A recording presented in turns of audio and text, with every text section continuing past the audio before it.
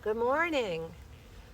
You know, the Celtic Christians, the early Celts in Great Britain and all around the northern part of Europe and even northern Spain, the Celtic tradition spoke of two books of Scripture. Now, they didn't mean the Old Testament and the New Testament. That's not what they meant. They meant the book of Scripture being the Bible, and then another book of Scripture, which was all of this, the book of creation. And I'm sitting here today not in a church with doors shut, but in another kind of sanctuary. And you know, this is the kind of sanctuary we all have. Maybe you feel shut up in your house some, maybe you're getting cabin fever, or maybe it's cottage fever. Maybe you're sorry that you're not on a Sunday morning in the sanctuary of your old brick church or your board and batten church, wherever you go. But what could be a more glorious sanctuary than what God has created, this creation all around us? I'm sitting under this tree, and those of you all who know a lot about trees and flowers and more than I do maybe know what it is, but I'm sitting here and the sound, the music, it's not an organ, it's not a violin, it's not a flute, it's the bees. I don't know if you can hear it or not, but there's this beautiful hum, like a primal hum, the bees all around me, going after the sweetness of these flowers. This is sanctuary. Actually, this tree is a shelter for me. What a beautiful, beautiful sanctuary God has created for all of us in His creation.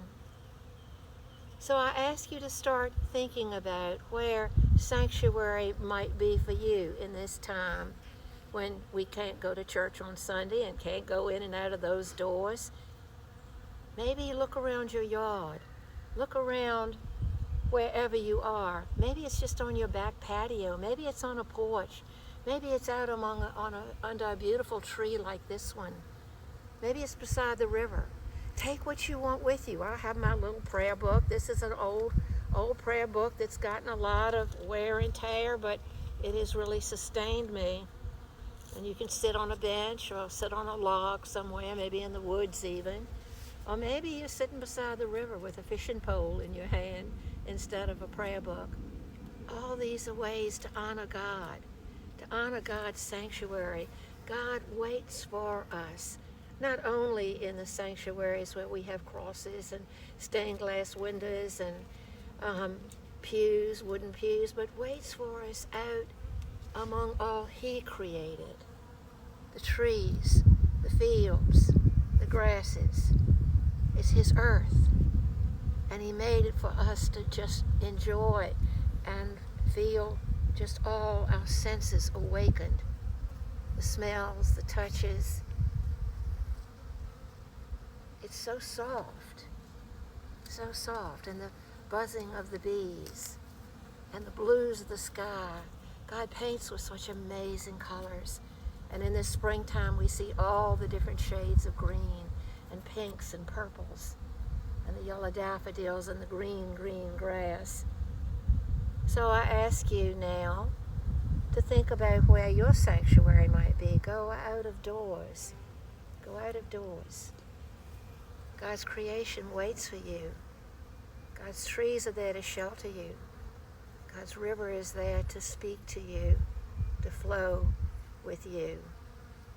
I believe the reason the Celtic Christians loved nature so much, it wasn't wordy like the Bible.